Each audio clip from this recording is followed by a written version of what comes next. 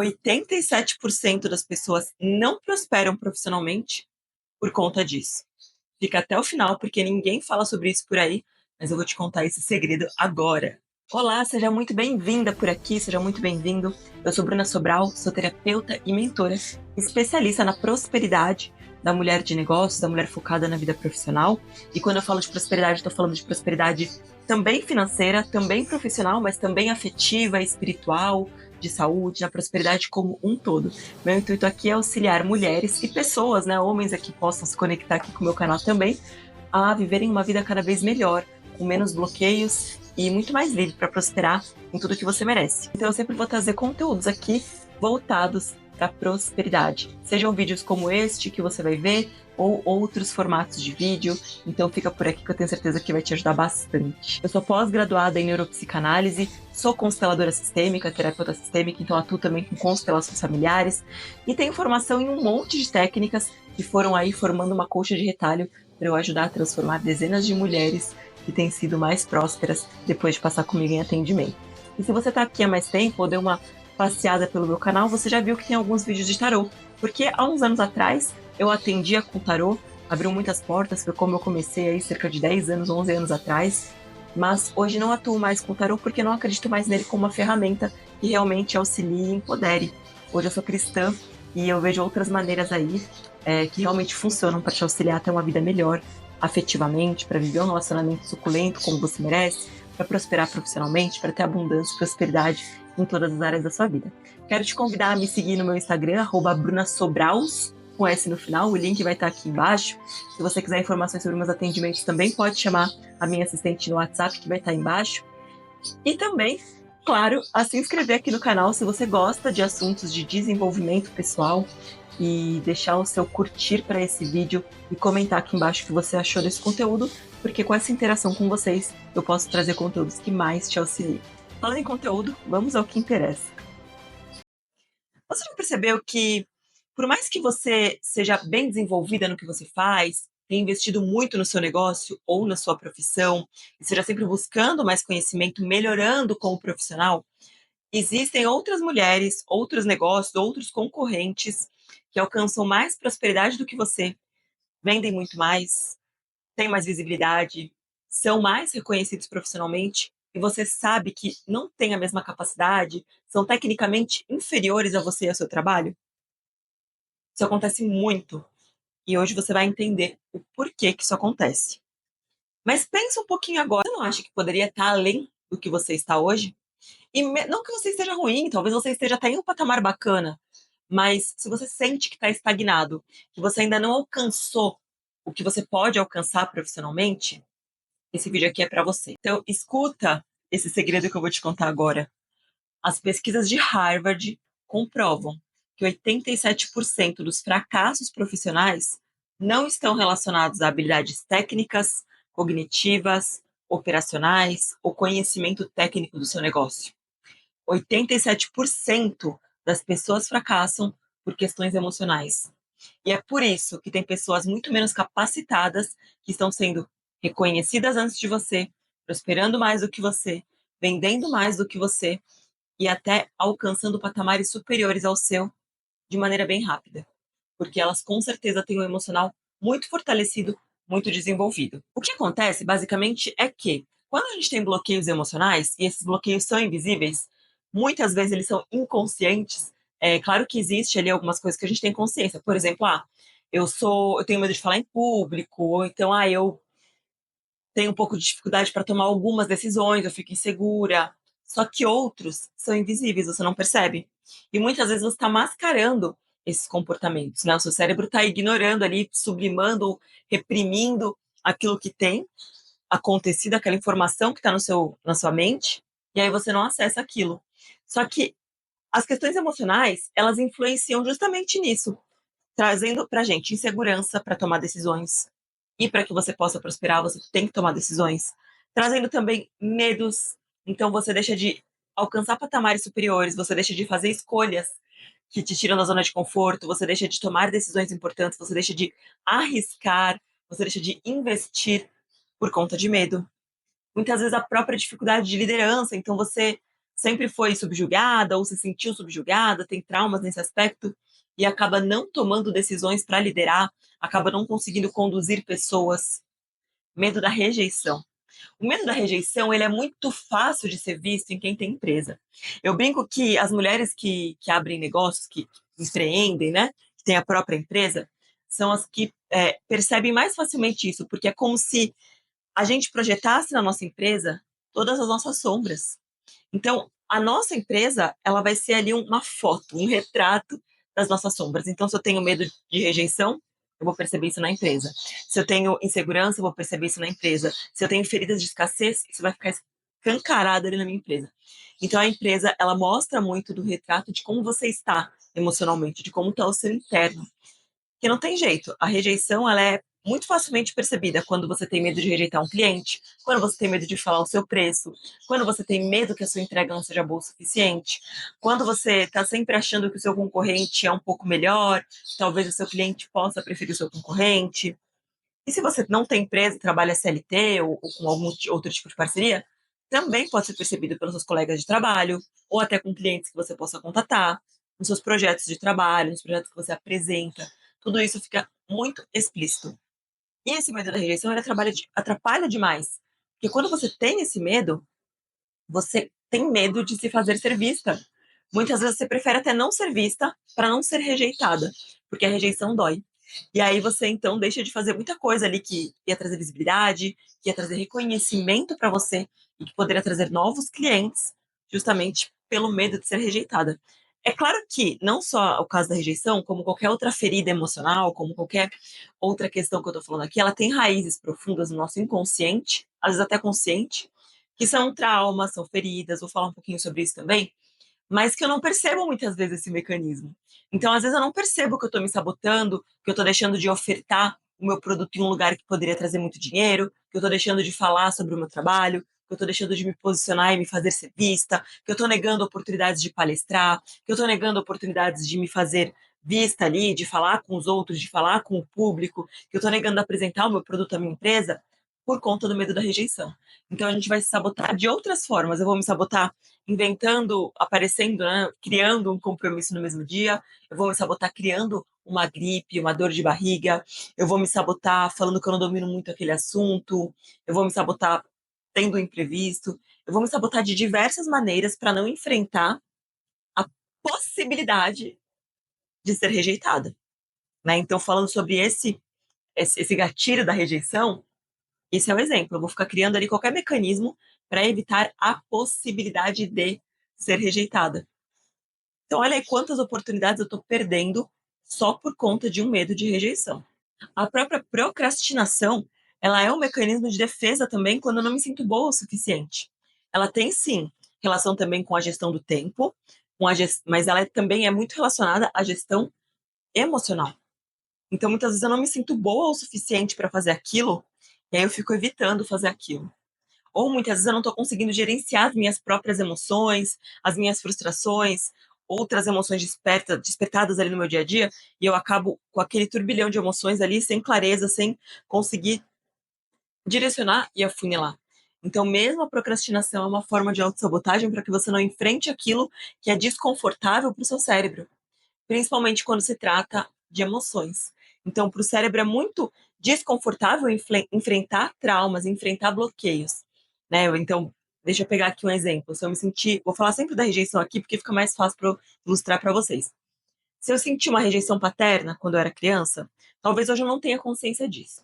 Mas se eu passei por essa ferida, a minha mente jogou essa informação lá para o inconsciente, para um lugar onde eu não acesso racionalmente, porque quando aconteceu possivelmente não tinha ali a capacidade de elaborar aquilo, né, psiquicamente falando.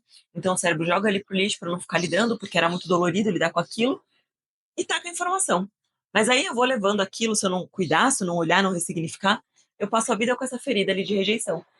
E nos gatilhos certos, ela é acionada. Então, quando qualquer coisa engatilha a possibilidade de eu ser rejeitada, ou seja, eu ter que me fazer vista, eu ter que estar ali para que alguém opte por mim ou por outro, eu ter que apresentar um projeto que pode ser aceito ou não, um trabalho, um produto, um serviço, tudo isso pode ativar esse gatilho. E é justamente aí que entra a procrastinação, né? Porque eu estava falando da procrastinação. Então, o cérebro quer evitar esforço e quer evitar confrontar essas informações dolorosas. Porque para o cérebro é muito difícil tudo que foi traumático, né? Tudo que foi traumático tem registros emocionais. E ter que olhar para aquilo é doído, demanda energia, e entra como uma ameaça de morte mesmo, porque a dor, eu não quero ir muito longe para esse vídeo não ficar muito complexo, né? Eu quero trazer algo mais prático, mas tem que trazer umas bases aqui. A dor, ela é sempre positiva, ela pode não ser gostosa, mas ela tem uma função, que é mostrar pra gente que tem algo errado. O ser humano, aqui trazendo até o assunto um pouco para neurociência, o ser humano, ele é o único ser que depende do emocional para a manutenção da vida, por conta das ligações de afeto que têm que ser construídas para que a sua vida possa ser mantida, né? Se você olhar a cadela, se você olhar qualquer outro mamífero e qualquer outro animal, na verdade, eles alimentam os filhotes. Então, quando o filhote nasce, ele alimenta por um período de tempo ali. Daqui a pouco, e muito rapidamente, muito mais rapidamente do que os seres humanos, aquele animal já consegue se alimentar sozinho. Então, o que a mãe faz? Tchau e benção, né? E daí o filhote começa a se virar e ficar adulto. O ser humano, ele precisa de um vínculo emocional, né? Por um período ainda muito maior, que vai fortalecendo esse vínculo. O próprio fato da amamentação do ser humano vai liberando ocitocina para a conexão da mãe com o filhote, né? Mesmo em casos de pessoas que não foram criadas pela mãe biológica ou pelo pai, que também tem um papel muito fundamental na criação e desenvolvimento de uma criança, ainda assim algum ser humano teve que fazer esse papel e teve que ter um mínimo ali de afeto, de ligação com aquela criança, com quem aquela criança pôde se vincular emocionalmente para a manutenção da vida. Então, por isso que a dor emocional, ela aciona no cérebro os mesmos locais que outras dores físicas, como, por exemplo, quebrar a perna. Então, tem até estudos que falam aí que tomar um paracetamol, quando você está com uma dor de coração partido, uma dor emocional, pode até auxiliar e aliviar um pouquinho aquela dor. Claro que não vai resolver o problema. Mas é justamente por isso, porque o cérebro também é acionado, a dor também aciona o cérebro, a dor emocional, para mostrar que tem algo errado ali, né? Para mostrar que algo precisa ser visto, que a vida está correndo risco, está em perigo. Então, é por isso que a dor emocional também é tão importante assim para o ser humano, e é por isso que o cérebro evita confrontar, porque aquilo ativa um mecanismo de defesa, é complicado para ele lidar e tudo mais. E aí o cérebro evita. Então, quando eu falo de gatilhos emocionais, como esse da ferida da rejeição que eu peguei como exemplo para vocês, é justamente isso que pode me fazer procrastinar muitas vezes. Porque quando o cérebro, e isso é muito rápido e é imperceptível, ele aciona ali qualquer sinapse que pode mostrar que ele vai lidar com alguma informação de trauma, que vai trazer uma dor emocional grande, o que ele faz? Ele quer procrastinar e evitar aquilo. Por isso que muitas vezes a gente fica adiando entrar em um processo terapêutico, fica inventando que não tem dinheiro, inventando que não consegue, inventando que não tem tempo, porque o cérebro sabe que vai ter um esforço ali. Só que depois que ele passa por aquele esforço, uau, é tremendo, é libertador, e ele até começa a pegar gosto por aquilo com o passar do tempo. Mas, na verdade, o cérebro vai sempre evitar esforço. Então, a gente tende a procrastinar muito por questões emocionais. E muitas coisas que a gente vai fazendo, decisões que a gente toma, e aí muitas vezes não são nem decisões, muitas vezes a gente acaba reagindo às situações ao invés de tomar decisões. Reagindo o quê? Na defensiva, eu estou me protegendo, estou protegendo uma dor, estou protegendo uma informação que tem aqui de rejeição, de escassez, de insegurança, às vezes, de medo, enfim, N fatores aí que podem estar, e cada pessoa tem o seu complexo aí, né? Cada pessoa tem questões, informações e uma história diferente, e também cada pessoa carrega memórias ancestrais diferentes, né? Como eu gosto de trazer o exemplo, por exemplo, quando. Vou pegar aqui exemplo para mulheres mesmo.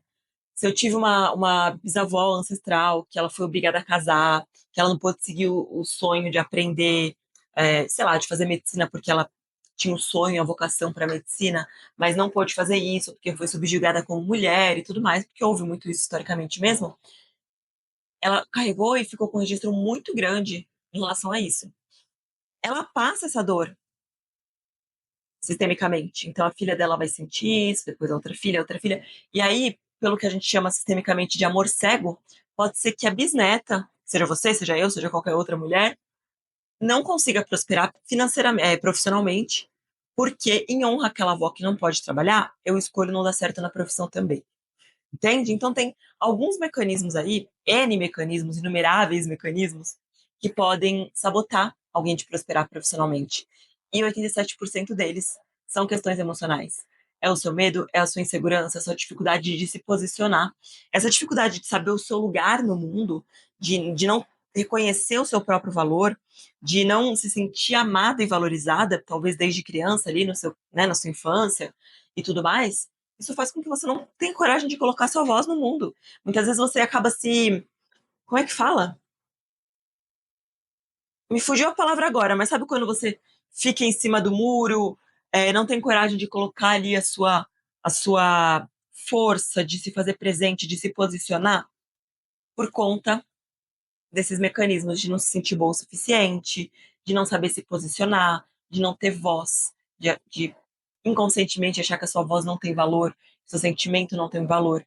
E aí você não consegue se posicionar profissionalmente, você não consegue se posicionar bem para um cliente, você não se consegue posicionar bem perante um líder, perante um subalterno, qualquer que seja o mecanismo. Então são N mecanismos que vão impedindo você de prosperar profissionalmente e alcançar o que você deseja, né?